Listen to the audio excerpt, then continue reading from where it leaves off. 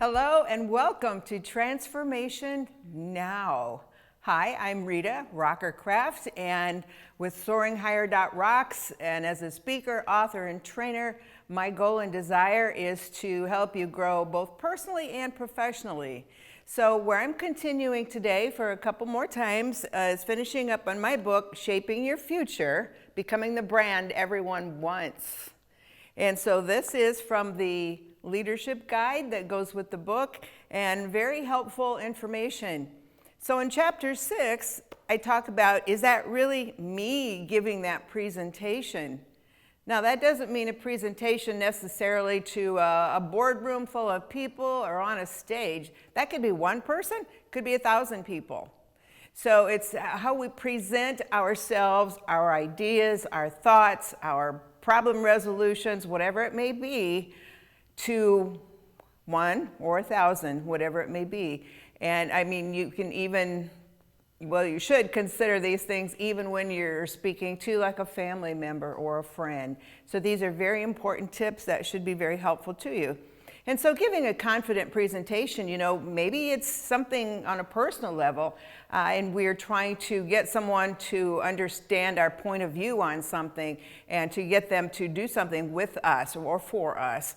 And then there's, you know, standing in an auditorium full of people where you're giving a presentation. So every day we are presenting ourselves and our ideas to other people, trying to come into mutual agreements to build each other up, hopefully, and to work on growing and going forward. So in my book, I talked about, first and foremost, your goal is not to immediately close with someone on an idea or a product or a service, because people can tell if they are being sold to, so to speak. Your first goal is actually to open a relationship of trust and understanding and camaraderie, or things that will build up that trust, because they need to trust you and they want to buy into you. They need to buy into you first before they actually buy into a product or a service. So think about that. You want people to want to connect with you first before you try selling them on an idea, a product, or a service. And so, you know, I tell people, because this is being used in colleges, and discuss emotions and how they affect you, because our emotions will affect our buying decisions, our relationship decisions, any kind of decision. And so we might think, well, you know, if a person is very rational, they're very hardcore, they're very, very numbers oriented, oh, emotions aren't going to play into effect. Yes, they very well can. And so we want to think about that very much as we present ourselves as strong and confident, but yet sensitive and understanding and engaged in what the other people are thinking and how they are feeling. And so think about that. I remember in Toastmasters many years ago that they gave us different assignments that we needed to do when we spoke in front of the group. And so I think it was the third lesson, and it was speaking in earnest. And in earnest is your sincere intent. You have a serious conviction about something, whether it's an organization or a business, some kind of service that helps people. You have a sincere conviction. And so having gone through the amount of trauma that I had been through in my life, I decided to speak with earnest about an organization who helps people who have gone through all kinds of really tough things in their lives. And I believed in that program so much that I really could speak in earnest, and I won the little trophy that day. But that's something that when we are talking to people, we want to speak in earnest. We need to really believe what we're saying. We need to believe in the product or the service, not just doing a job. And so that's very important. And so think about the emotions that affect you. Certain things that when they happen, it might be a boss, it might be a client, it might be a family member or a coach or someone. What kind of feelings does that put into you? Because there will be, whether you realize it sometimes or not. Is sadness met with anger or with empathy? If you know someone has gone through something really tough and maybe they messed up on something at work. It wasn't any big disaster, but they kind of messed up on something. Okay, then a lot of times instead of meeting with anger or criticism, they need some empathy and some understanding to help them get right back on the road where they're going. So think about that. What emotions affect you when somebody will snarl at you or somebody gives you praise and a pat on the back? You feel things, don't you? And what you're feeling will often affect the determination you make, all of the decisions you make, how the relationship's going to go by those feelings. And so a lot of times too, maybe they haven't affected your feelings, but you can tell by the look on the person's face, or the people if it's an audience, what their body language is doing, etc., how they are really feeling. And so that way you can kind of adjust as needed how the conversation goes. And then look at your audience and your listeners. If you're talking to an audience and maybe they're employees and they don't want to be there in the first place, and you say something that might have hit a nerve in them, and you can see them stiffen up or get bored and start looking at their phones or turning away, making funny, not funny really, but interesting looks on their faces? Or are they engaged and they're kind of leaning forward and they're actually listening to what you say? So you can tell so much by looking at your listener, whether it's, again, 1 or 2 people or 1,000 people, and did you hit a nerve? Okay? Do they act like they feel good about what you said? Do you see negative body signals or hear negative comments coming from them? Those need to be checked and discussed, not walked over. Do you see them look hopeful? Do you see it as something believable? You can tell by how they look at you that they actually are believing what you're saying, instead of that you're not giving them just some hype, but that they really believe what you say. Because you can tell when someone's talking to you, not only by their words, but by how they're acting, how believable they really are. And so you always want to watch that. Again, like I've always said, watch people's nonverbal signals as much as you listen to what they're saying. Do you feel motivated to do something? Say, yes, I want to get on the bandwagon. I want to do this. I'm motivated to be part of this team. Or do you maybe feel like, oh, I have to do this. They're coercing me through fear or intimidation. So you always watch what people are doing, how they're acting. And then when we see something like that, we never actually want to just, gloss over it and go on and keep saying what we think is so important when we know that there are some issues there that could cause problems down the road. So that's part of presentation skills, no matter who you're talking to. So a quick review would be always watch the audience's emotional response and how they're connecting with you. That is so critical. Sometimes people think, well, I'm on the stage, everybody's listening to me, I have all eyes are on me. Well, are they really? So watch how, because when I've done public speaking, and I've done a lot, and I would look at the audience, I could tell exactly where they were coming from. And very grateful that they would sit there and they would actually listen and not be doing things other than that. So what words, emotions, and stories are grabbing their attention?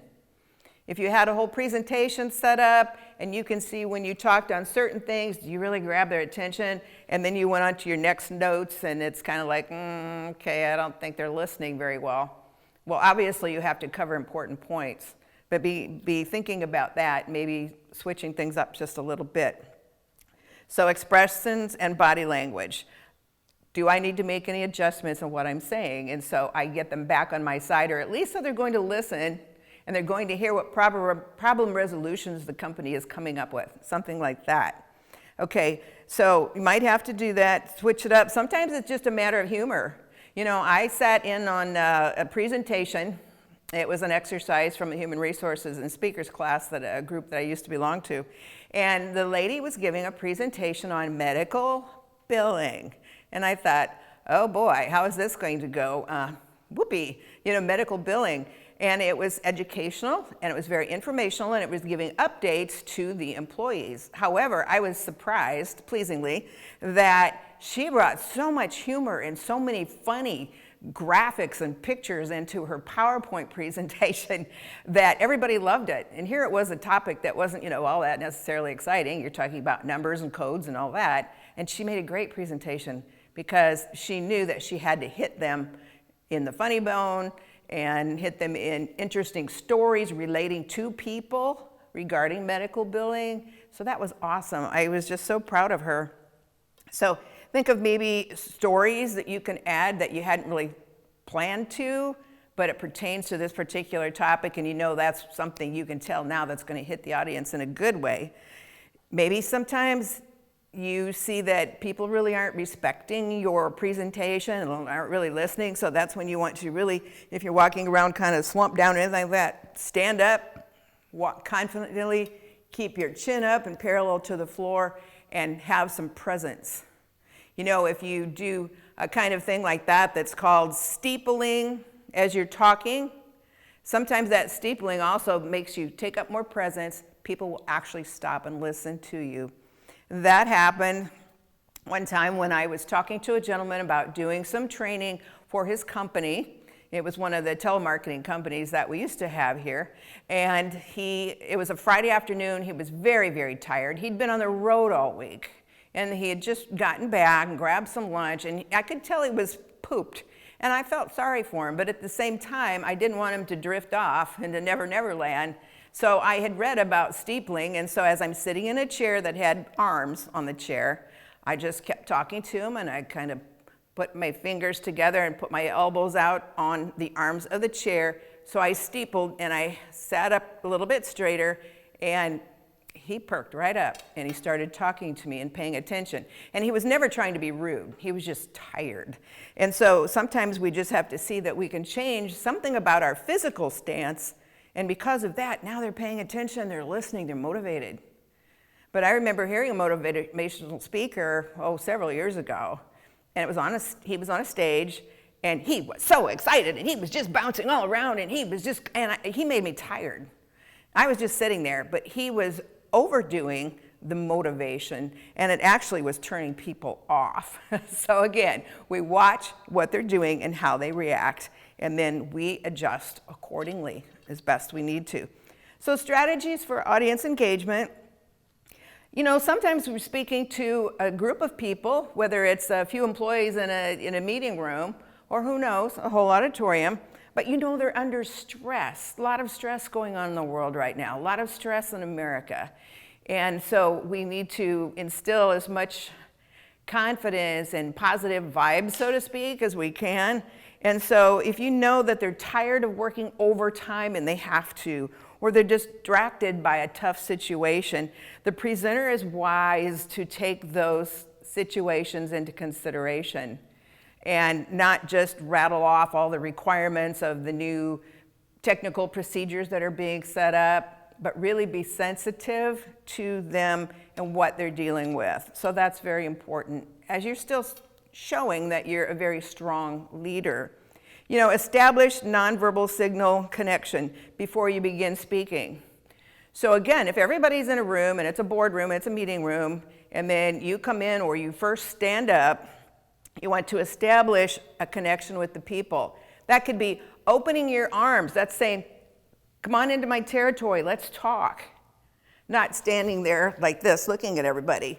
So establish, maybe kind of lean forward and let your eyes graze around so that you're connecting with everybody. I see my pastor at church, all these people, and he's standing there when he's not actually speaking, and he's always looking and watching and connecting with people, and it's really amazing. It's fascinating to see that he's really caring and seeing what's going on in people's faces. So I appreciate that. So you always want to seem positive, smile. You can look serious and be serious, but still be warm and smile, bringing people in, checking their feelings, kind of saying what's happening there. So even in a tough situation, try to establish open yet strong nonverbal signals. Another one is begin with the most important point once you have gotten their attention. So maybe you have to first, to get their attention, ask a question, and say how many of you are or have experienced or something like that. Ask a question and say, you don't need to answer this out loud, but come up with a question that pertains to that particular industry, that particular situation. Or it may be a joke or an anecdote, and actually those have to be very appropriate for this situation, but maybe bring in a very quick situation or something, experience that happened that go, yeah, so then you've got their attention.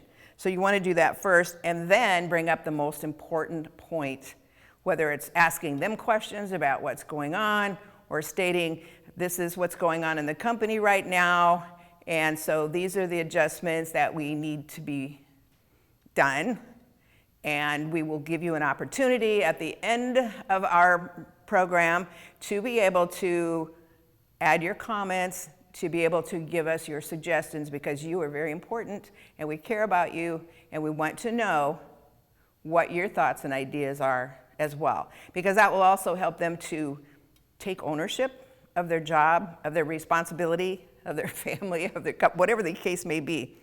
So bring that important point in after you know you have their attention. Bring your presentation full circle so that at the end of your presentation you say, well, leave your, maybe you're a chiropractor and you're talking to a room of chiropractors that flew in from all over, or maybe on video now.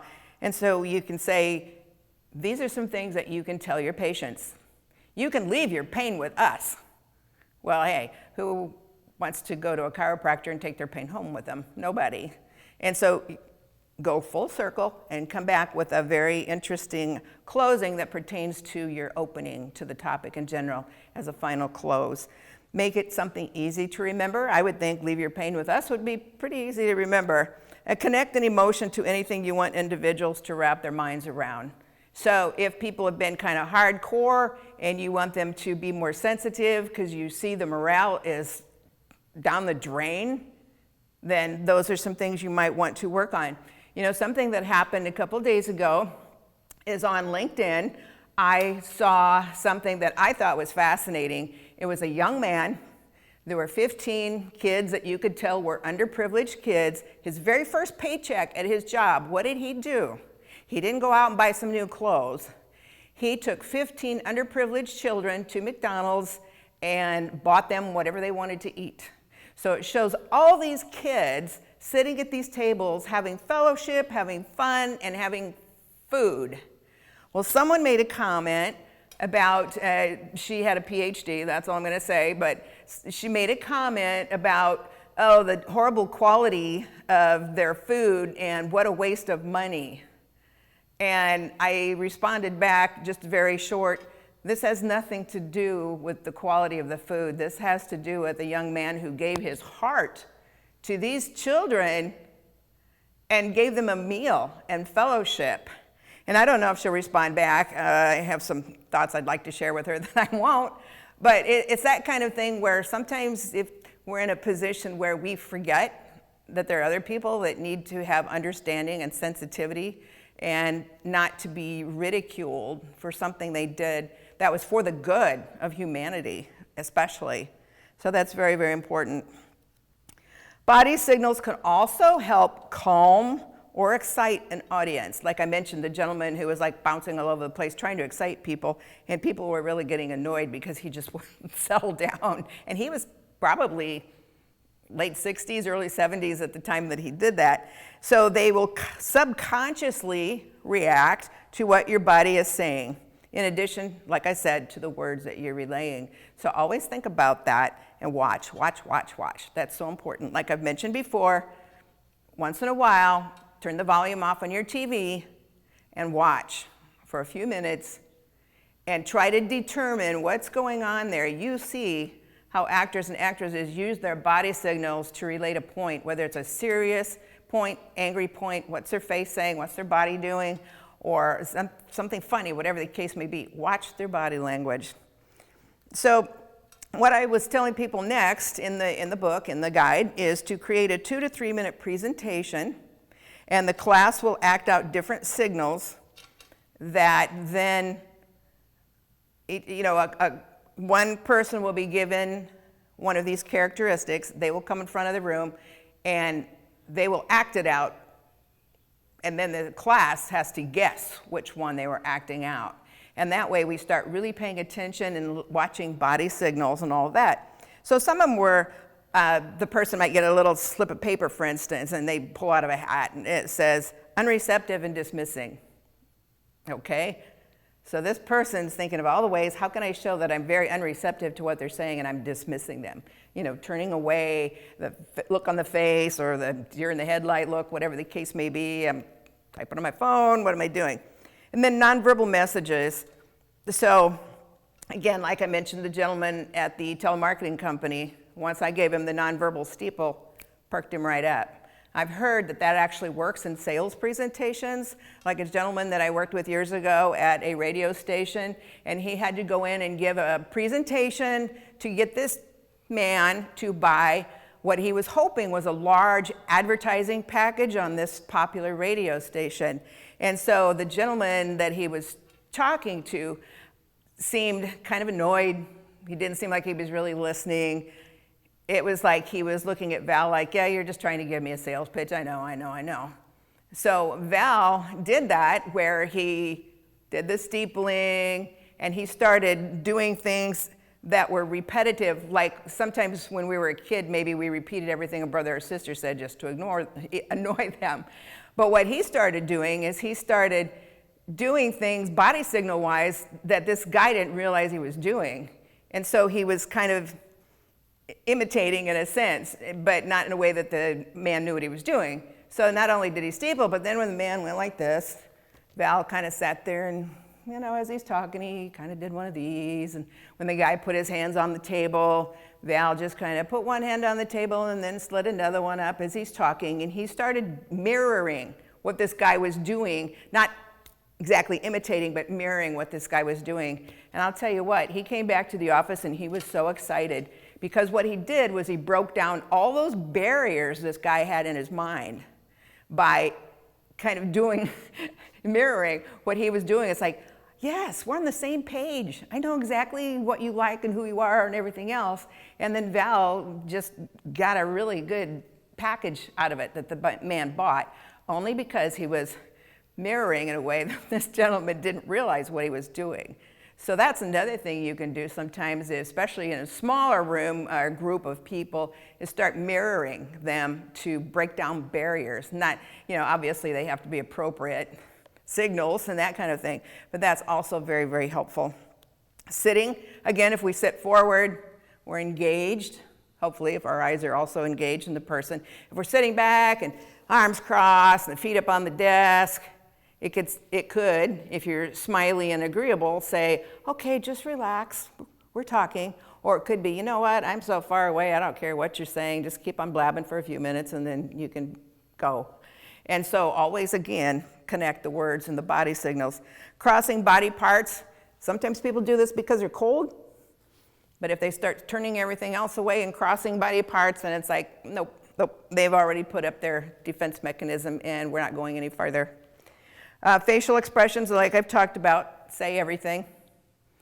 55% of our communication skills are nonverbal, how we sit, stand, walk, how we get in and out of chairs, what we're doing with our hands, everything, 55%. 38% is the quality of our voice, which is our expression, pitch, and tone, while only 7%, it's been proven over and over, are the actual words used that will impact. So think about that. Tilting the head is a sign that you're a good listener. However, it's not a good way to speak to someone. So if you're making a point and you were tilting to be a good listener, turn your head up, straighten up, and speak forward, because that gives you the credibility that you wouldn't have if you're tilting like, oh yeah, okay, go on. And then nodding in agreement. You know, a lot of times when men nod in agreement, studies show that that means, okay, we're done. And maybe they've agreed, maybe they haven't, but it's like, okay, we're done. Well, most women, studies have shown, when they see nodding in agreement, or they think it's nodding in agreement, but it's like, okay, yes, I hear you, but no, I need more information.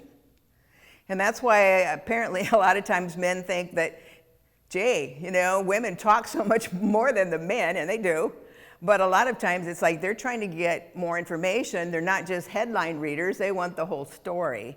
And so it might be, yes, okay, we're good so far, but I need more information. So there again, you have to make sure that you've closed the conversation one way or the other so you know what step is next versus just thinking, okay, yeah, she agrees, let's go on to the next point, because that doesn't work too well. So anyway, these are some of the things that you can really, really concentrate on and be able to move forward in giving positive presentations, getting people on your side, getting people to cooperate when maybe they don't want to, helping people to feel confident and better when they don't, better sales, better marketing, more clients. So think of all those things, and then in the next program I'll pick up from here and we'll talk some more about getting your ideas across and being that indispensable person that everybody wants on their team. Thank you so much.